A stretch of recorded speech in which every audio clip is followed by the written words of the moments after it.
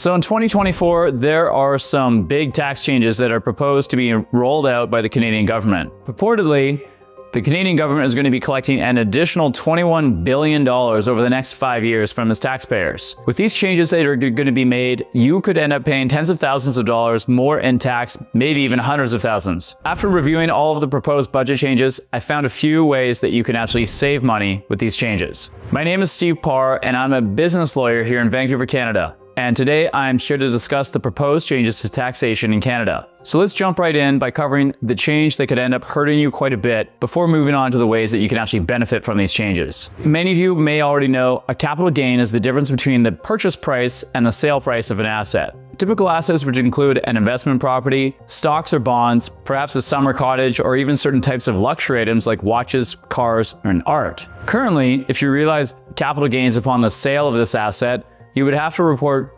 50% of the capital gain as taxable income, i.e. the inclusion rate is 50%. So let's say that you purchase a house as an investment property for $500,000 and then you later on sell it for $1.2 million. The profit there is $700,000 and your taxable gain is going to be $350,000. If you live in British Columbia and have no other income, that would leave you paying approximately $148,000 of tax, leaving you with an after-tax profit of around $550,000. However, with the newly proposed capital gains inclusion rate, which would be effective June 2024, now 2/3 of that capital gain is going to be subject to tax instead of 1/2. However, for individuals, they will continue to pay tax on 1/2 of their capital gain, 50%, up to $250,000.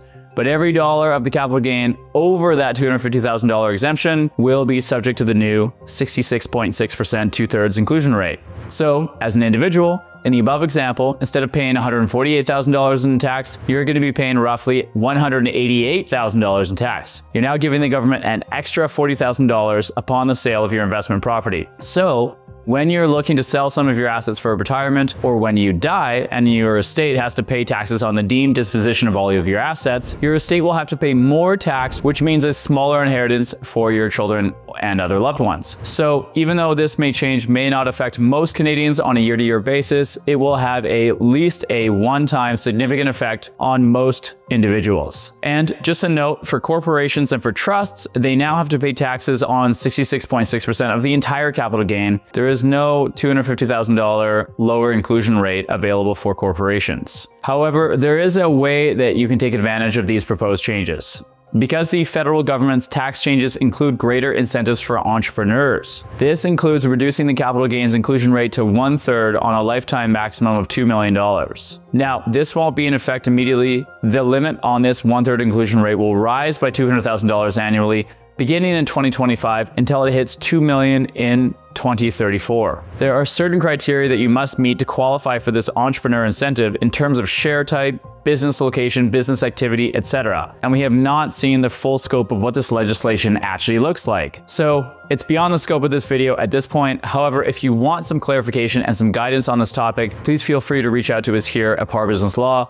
We'll be happy to discuss with you as this situation unfolds. There are some other changes for business owners as well. The lifetime capital gains exemption rate is getting a significant boost. In order to explain what this exemption is, let's take a look at an example. Let's say that you sell shares of your small business corporation for $1.5 million.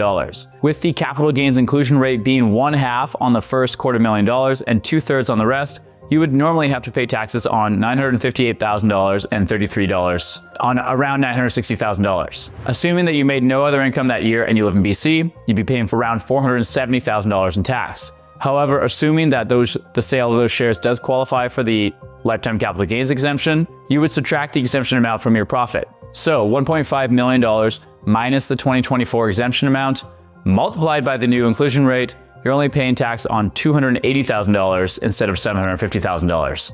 So the new exemption rate is $1.25 million. It's up from $1 million. So your tax payable, assuming that you made no other income and live in BC, is going to be $111,000 in tax. That's over $360,000 in tax savings by utilizing the exemption. So as of June 2024, as mentioned, the exemption amount is proposed to increase to $1.25 million from around $1 million. Again, previously you'd be paying $111,000 in tax, and now you're only going to be paying $37,000 on that same sale. This one change would allow you to save almost $75,000 in tax. Now, another proposed change are some amendments to the alternative minimum tax, also known as the AMT. The AMT applies to individuals and corporations in certain situations when they have claimed significant tax deductions or credits. AMT is designed to ensure that taxpayers still pay a minimum amount of tax even when they are benefiting from certain various tax advantages, such as the lifetime capital gains exemption. So here are some key changes to AMT.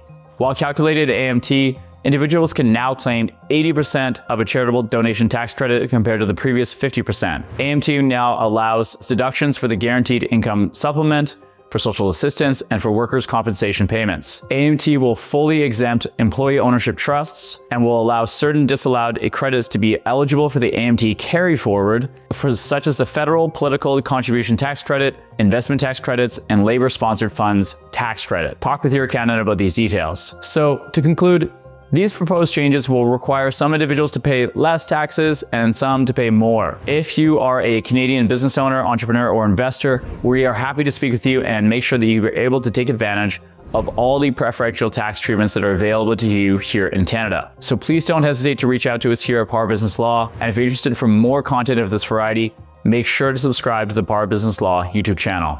Thanks for watching.